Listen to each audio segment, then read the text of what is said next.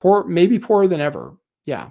When you compare it to something like gold, or if you compare it to gold and how much money you can buy with an average salary, how many ounces of gold you can buy with an average salary, then we're actually doing worse today than the year 1900, when people were probably living in log cabins that they had to build themselves and everybody was a farmer and had to toil all day.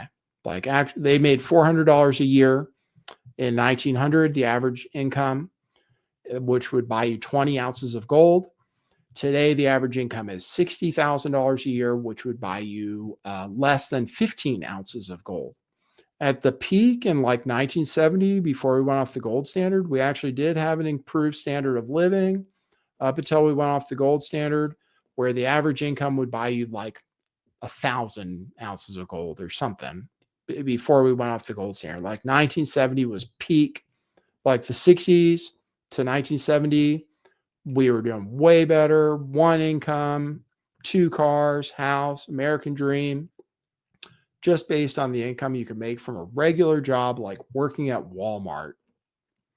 You'd be able to support your family. You could be a greeter at Walmart, the equivalent, in 1970, and you'd be able to support a family.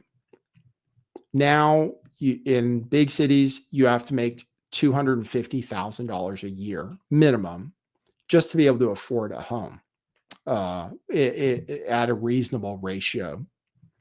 $250,000 is the new, like, struggling to make it in coastal cities today.